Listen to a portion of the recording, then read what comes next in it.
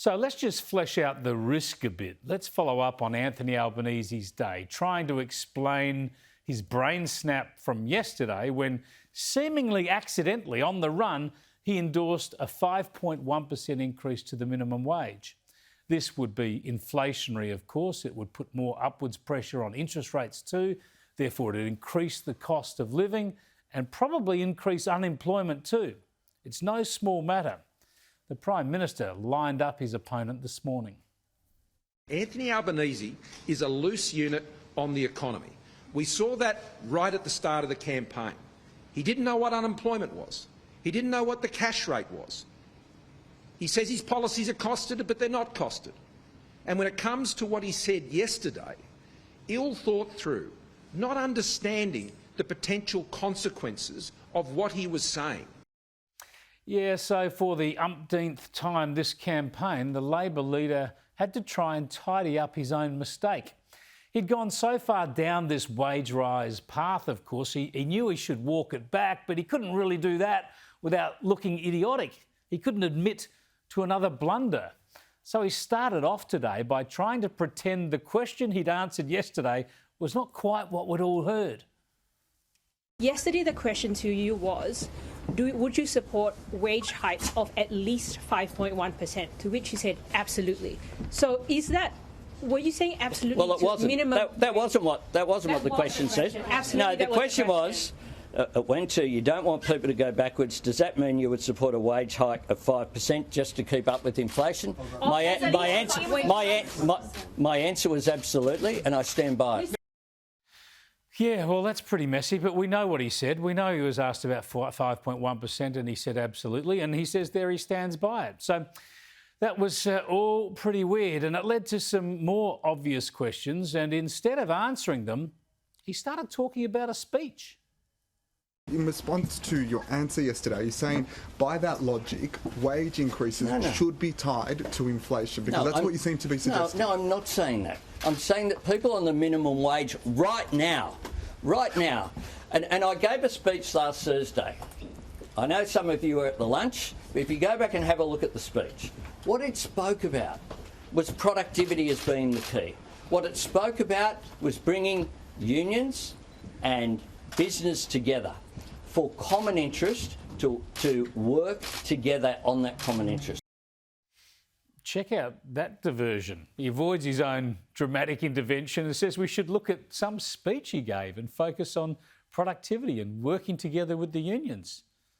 But that's not what he said yesterday. Yesterday he just blurted out that there should be a pay rise of at least 5.1%.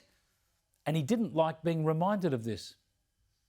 But when I'm asked, when people at the moment, when there's no childcare relief, when there's nothing happening on the social wage, when there's nothing happening at all to alleviate people's concerns, at a time when if the Fair Work Commission, which makes these decisions independently of government, makes that decision that people shouldn't get a real wage cut, would I welcome it?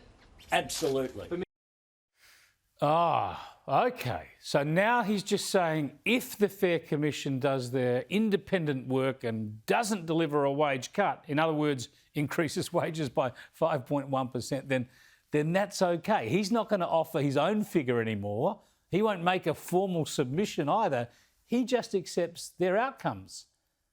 Except then, the next minute, he was back into demanding a pay rise, detailing the figures involved and asking the government to agree with him. These are people who are earning $20.33 an hour, whether they should get $1 more. And I regard this, I'm the Labor leader, but I'm amazed that this is not a bipartisan issue. He's just all over the shop, isn't he? It's about as clear as an Albanese economics lecture. And his bipartisan pitch didn't last long either.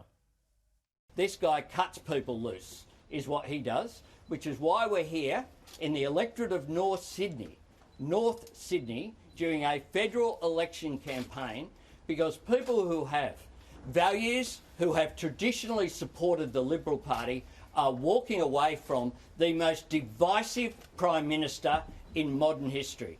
This is a guy who never looks to bring people together, who never looks for unity, is always just looking for wedges and always looking for division. Yep, so back on to the personal attacks. That, after all, is what Labor's campaign is based on. They didn't do the policy work. They obviously didn't do the economic prep work, the economic swatting.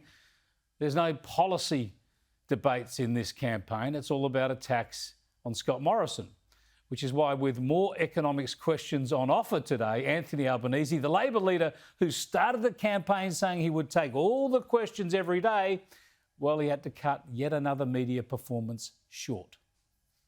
And we have a Prime Minister who's incapable of doing what's needed to take Australia forward. Thanks very much. 10 days to go, and if it all goes well for Labor, Albanese would not be able to just walk off anymore. He would actually have to make some decisions, some consequential decisions. Oh dear.